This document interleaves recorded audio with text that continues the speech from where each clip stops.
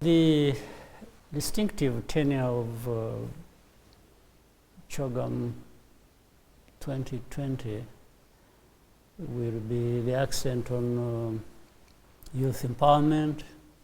It will be on connectivity, because young people and technology and how they have access to that and what they can do with it is part of what can create vibrant societies and develop our economies as we would wish to see for the future. I certainly think that the demographic we now have is a real opportunity. And it is going to be a very exciting chance for us to enable these young people to get the skills they need so they can develop all of their talents. We have a Commonwealth which is rich in talent because it's rich in young people. And the challenge for us all is going to be whether we can live up to their expectations, whether we can give them the sort of skill sets they need, whether we can create the platform which will enable them to deliver the things they can deliver if we give them the opportunity to do it. I think it's been so important that we've been talking about the practicalities. So what does that mean? What are we going to have to do? How can we collaborate together? And we've seen that in terms of trade. Commonwealth has a 19% advantage in terms of cost benefit in working together. We already have $585 billion worth of trade between us, but we hope by next year, 2020, we may have 700 billion. But how are we going to get that delivered so it's 2 trillion by 2030?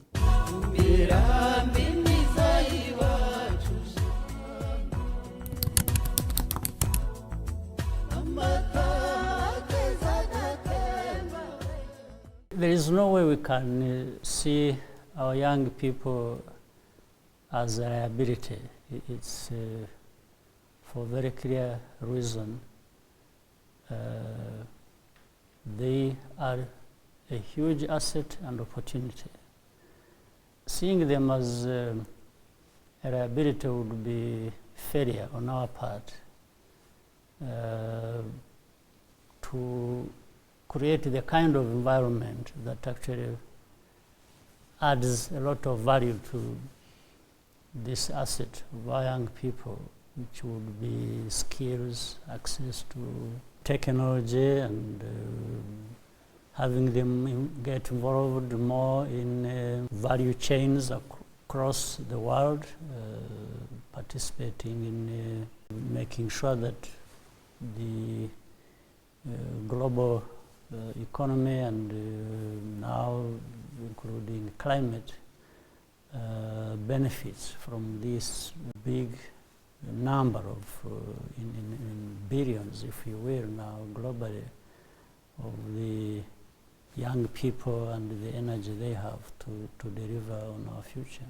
I've been really so inspired by being with our young people, not least our young innovators who are looking at some of the challenges that we face now, the challenge in relation to how do we feed all our world?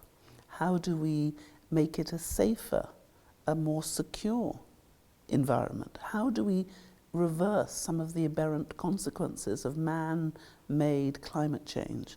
And it's going to be our young people who are going to be primarily responsible for coming up with the innovative solutions that's going to help us. So I think Your Excellency is absolutely right when you talk about blue and green trade.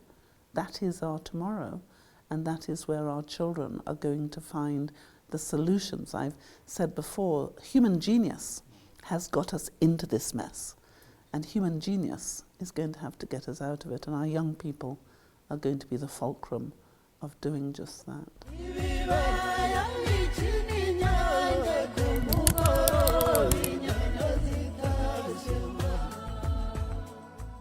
It will be a great pleasure to welcome the members of the Commonwealth who will be meeting here in Rwanda, in Kigali,